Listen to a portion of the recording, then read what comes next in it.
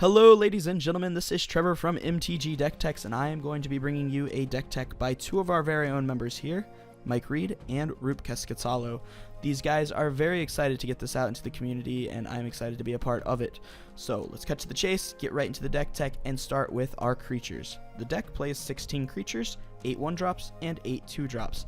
Our 1-drops are Delver's Secrets and Monastery Swift Spear, both of these providing excellent source of early damage. Delver's Secrets obviously is some form of concern for a lot of players in the Modern community because it has such a hard time flipping in Modern compared to some of the older formats that get cards like Brainstorm. But it's still a card that when it does flip and it does what its game plan is, can be a very high power level card. And when you're playing this card, you're just essentially accepting that you want to play a variable game, and that there's nothing wrong with that in Modern. A lot of Modern decks go off that game plan. In fact, Black-Red Hollow One actually just top 8'd the Pro Tour this past weekend. So there are decks that just play that game plan and do very well. So don't count it out just because of the variable condition. Monastery Swift Spear, on the other hand, is just a very all-around solid card. Haste, Prowess, 1-drop, 1/2, great in multiples, just a very good solid 1-drop to include in the deck. I couldn't see another 1-drop besides it. 2-drops. 2-drops is where we get a little bit interesting. Our first 2-drop is Stormchaser Mage. Stormchaser Mage as well has Prowess, has Haste, and this one has Flying. It's a 1/3, which allows it to escape Lingering Souls tokens, as they are usually only making 2 of those per turn. And as well as it being able to escape those, it can usually escape cards like Lightning Bolt and Lightning Helix, as it really only needs 1 card cast in order to get out of range of those removal spells. So very good card to have to dodge a lot of the early removal spells that are in Modern. Doesn't dodge Fatal Push, and it doesn't dodge Path, but no other creature does either, other than hexproof ones. So our other 2-drop is Elusive Spellfist. Following along with the theme, we picked this creature because it has built-in evasion, as well as it has a form of pseudo prowess. Instead of giving it the additional toughness, it gives it the ability to not be blocked this turn, which is what we're going for, as we are an all-out aggressive deck trying to deal as much damage as possible within the first 3 to 4 turns. That's it for our creatures. They are all each individually doing a great thing turns 1 through 3. We don't have to worry about really interacting with them in order to progress the game plan. And once we have built up our creature wall, the prowess triggers start to add up very quickly.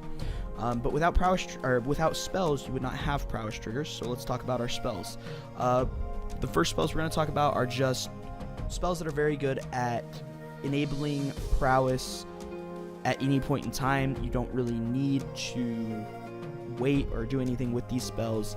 Mutagenic Growth might be a little bit different, but Lightning Bolt and Noxious Revival are both very good for helping save Stormchaser Mages and Monastery Swift Spears from removal spells like Bolt and Lightning Helix, like we were talking about earlier. They're spells that you can cast at relatively any point in time. Very good cards. We'll break them down each individually. Lightning Bolt is a good direct damage and can act as a removal for early creatures that are vital to game plans, such as Viziers from the green-white Coco decks, or your Goblin Electromancers / Brawls from Storm decks. You don't typically want to use it as removal other than creatures that are extremely vital to winning your opponent the game, because your game plan is to be evading their creatures with cards that we will show you on the next slide.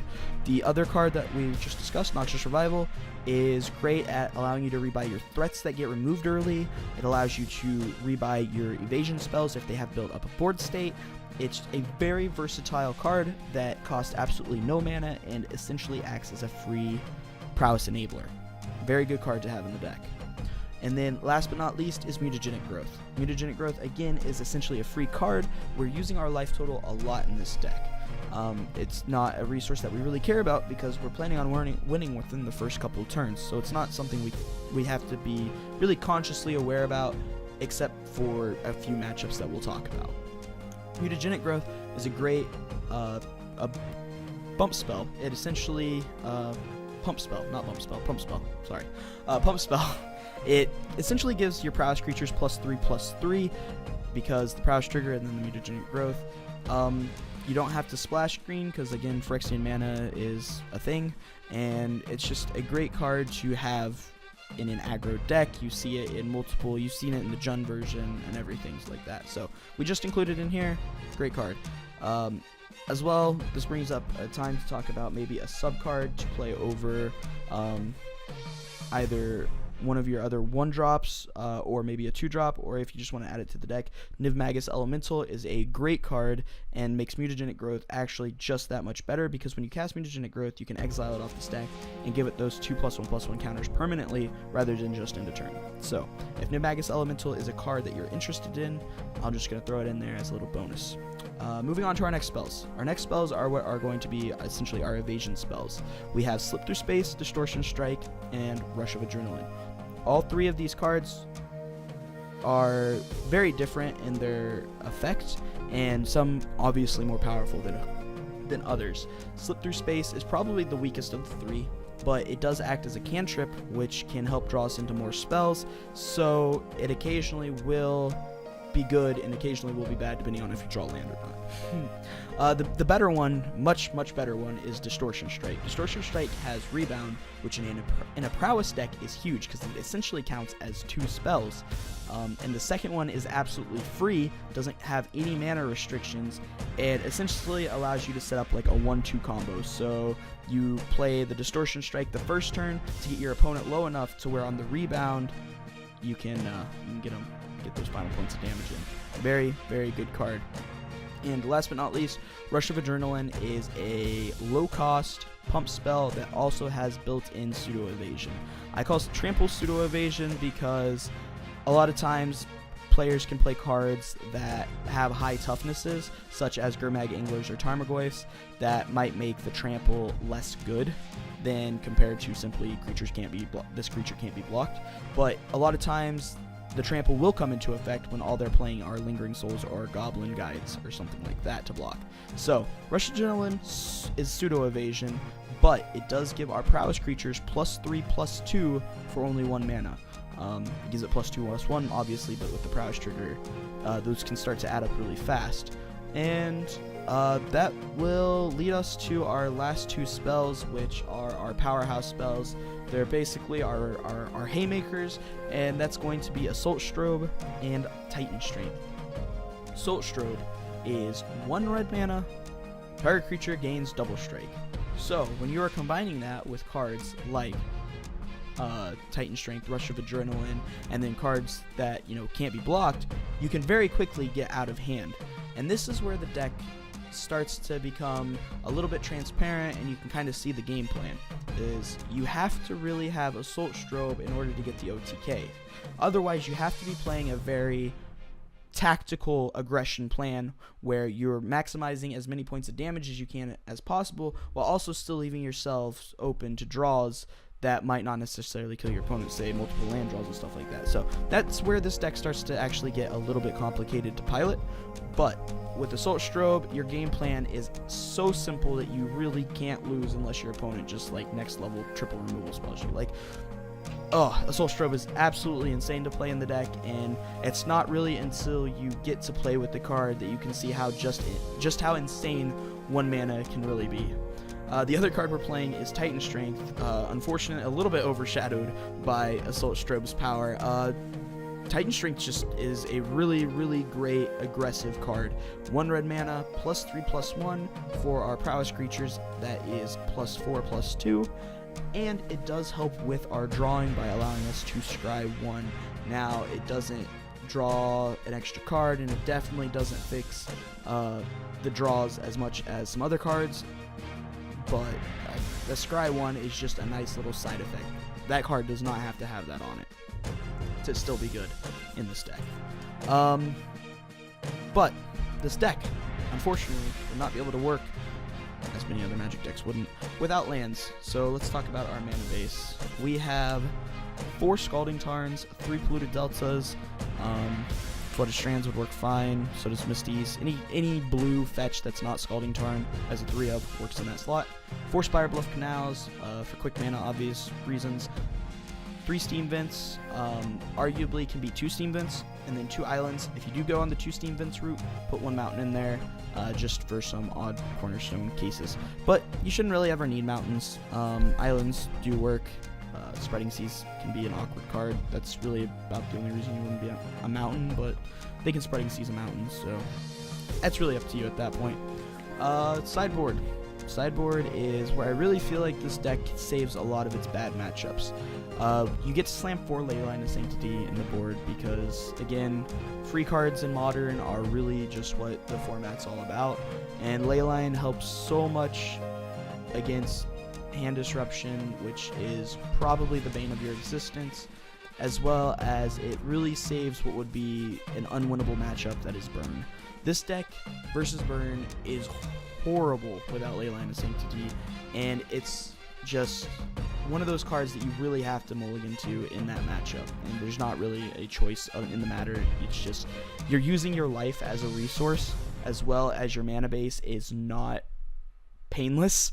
I guess if you draw multiple Spire Bluff Canals, congratulations, but typically it is not a painless mana base, so the matchup just inherently bad game 1 gets saved tremendously game 2 if you play Leylines and they don't draw their Destructive Revelries. Along with 4 Leyline of Sanctity, we play 4 Apostle's Blessing. Again, this card is great at saving our bad matchups, the matchups that are playing a lot of heavy removal. This card helps, I wouldn't say perfect, but definitely brings up some percentage points. Just a very good card. Arguably should have some number in the main board, but right now we're very happy with 4 in the sideboard. Next up we have 2 Dismember. Dismember is a great removal spell.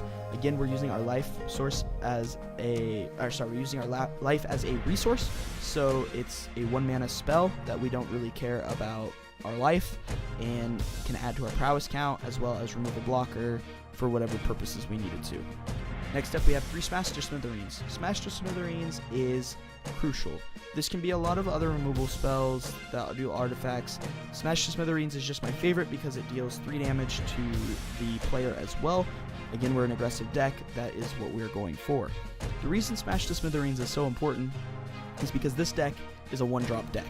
It needs all of the 1-drops possible because we have a low mana base and we have to be as efficient per turn as possible. So when our opponent plays a Chalice on 1, we're screwed. So what do we play? We play Smash to Smithereens. We try to hit that against our Eldrazi-tron opponents and save us some percentage points there. Last but not least, we have 2 Grafdigger's Cage. Grafdigger's Cage is very good versus any deck running Snapcaster Mage, as that doesn't allow them to have access to extra removal spells in their graveyard, as well as it helps save the Dredge matchup. Dredge can be a deck that can outrace us, and Grafdigger's Cage is very good at stopping their game plan. So, speaking of these decks, let's give some rundowns on some matchups. So hopefully there should be a slide on the screen here that is showing the percentages, but we have Grixis Death Shadow at 50-50. Again, this is majorly in part due to Leyline of Sanctity in our sideboard. What I would argue is that this matchup is skewed based on the skill level of the Grixis player you're playing against, because I feel like they could sideboard appropriately to make your Leylines absolutely useless and still just get there. So, we are typically outracing them, especially when they're dealing damage to themselves with their land base and trying to suicide into Death Shadows, and then they can't block because we give our creature evasion. This matchup really depends on how much removal they draw and what our interaction with the removal is. I highly recommend Noxious Revival in this matchup, as rebuying threats is crucial. Affinity, we're going to give that a 40-60 matchup. It's unfortunate, but they're just that much better at being aggressive than we are if they get the appropriate draws. If they get a slow draw that is like Double Steel Overseer or something like that, we have very good odds of winning that game, but they're just able to go so wide that our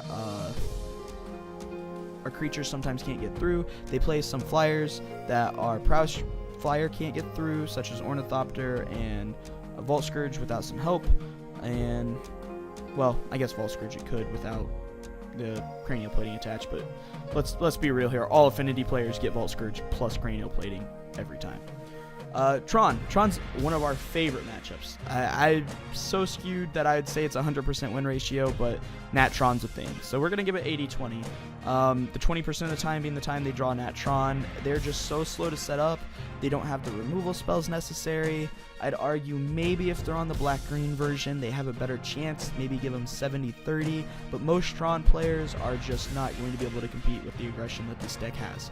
Burn, I'm giving that to us 60-40, again, majorly in part to Leyline. If they're not on Destructive Revelry, if they don't destroy Destructive Revelry, they're out of the game. It's just impossible to win. We can do too much aggression too early. Next up, humans. Humans 60-40, maybe 50-50, depending on the skill level of the humans player. But our deck, again, with all of our creatures having evasion, and it being a very awkward deck that I think they're meddling mages, they won't know what to call.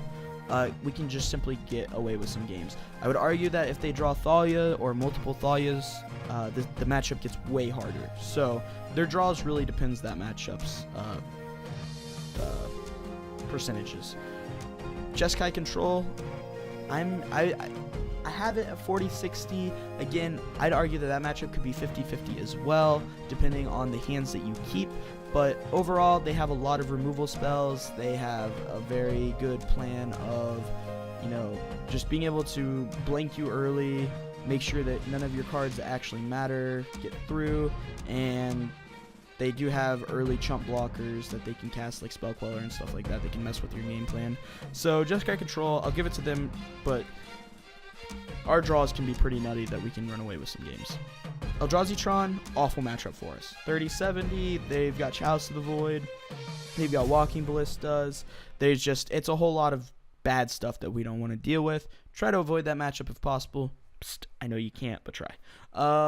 Next up, we got Blue-Red Breach. Blue-Red Breach, again, like Tron, is just one of those decks that I feel like we completely run over. If they draw triple Lightning Bolt, they might get a game against us, but other than that, we should just be running over them. They're casting a bunch of cantrips early. We're just beating them in the face. Super easy game. Blue-Red Gifts, I'm very positive that we have a good matchup because we bring in ley lines, we play bolts to get rid of their early creatures. It's just, we have a lot of stuff that makes this a good matchup for us. I will give them a 40% because Storm is Storm and can sometimes just go off and there's nothing you can do about it. Blue-Eye Control, 50-50. Their Spreading Seas can be really annoying. Spreading Seas is a really good card, and they can usually just control your land base. We're not a deck that really draws a lot of lands, so if they do mess with our lands, it can get a little bit tricky. This is again why I suggest playing the one mountain, because if you're playing against Ghost Quarters and you need access to red mana, it's nice to have a mountain in there. So I would recommend playing one mountain over the Steam Vents for matchups like that. Next up, we have Black-Green Midrange. They play a lot of removal, but with Norn's Annex in the sideboard, if we play our cards properly and go for a one-turn kill against these guys, I feel like we should be able to win that matchup. Liliana of the Veil decks are pretty scary, but if you keep a hand with multiple threats, you can usually fight through a Liliana of the Veil. Next up, Titan Shift, a very good matchup for us. They're doing a lot of stuff we don't care about. Their Secure Tribe Elder, we can just make our creature not be able to block. Some of our creatures fly. Just a very good matchup for us that they can't really interact with us before we're killing them unless they get a turn 3 kill. But, I mean, not many people beat that, so that's where they get their 30%. Dredge, we're very favored in this matchup just because we can usually outrace what they're trying to do now that Golgari Thug. No, not Golgari Thug. Golgari Grave Troll is banned. They're not dredging as much as they were. The percentage of creatures and stuff like that, it just all adds up to where that deck is not nearly as potent against us as it used to be. Our 2 Grafdigger's Cage really helped in the sideboard. Just a pretty easy deck to get around as long as they don't get God draws. One of the hardest decks for us to play against, in my opinion, is the Mardu Pyromancer build. And Mardu Pyromancer is a very, very good deck. It really just counters what we're trying to do extremely well. They play a lot of removal spells that we can't avoid. So a lot of this matchup comes down to your ability to psych out your opponent, make them tap out, and then just go in for the one-turn kill. It's really about you piloting the deck versus them, because they are just have such an inherent advantage. Some extra matchups for you guys is Ad Nauseam at 70-30, Abzan, the Coco decks 60-40, where all these decks were just going too fast for them, that their game plans, while they're good, are typically not able to race with ours. The Jund/4 color Death Shadow, we're at about a 50-50 matchup with them. I'd argue that maybe we have a 40-60 versus them, just because they have some more of the removal side than they do of like the counter spell side, but they're also still on the game plan of just playing a really big creature that we don't care about, so I'm not sure. 50-50 probably. Eldrazi and Taxis is awkward as hell to play against, but if you're a good pilot and they're not, I feel like you can easily win that matchup. But I'm going to go ahead and mark it as 50-50 because it's so dependent on the skill level of both players as to how that matchup goes. So that's your matchups that I've broken down for you. Those are based off of the test playing that both Roope and Mike have done over the past 3 months. So if you have any questions or concerns, if you have any thoughts, if you have anything you want to tell us about the deck after you go play it at FNM or whatever you do, please feel free to leave that in the comments. Please feel free to message us. We're always looking for input to our decks and stuff like that. Thank you guys for listening. I really hope you enjoy this. I hope you can take it to FNM and just completely get somebody out of left field, because this deck is all about getting somebody's out, like, just nobody should be expecting this, and that's where you're going to get a lot of your wins, is people aren't going to be expecting you to come in with this deck that's winning on turn 3 or 4 that isn't coming in like an infect way or something like that. So enjoy the uniqueness that is blue-red prowess, get some FNM wins, and tune in next time for our next deck tech. Thank you guys.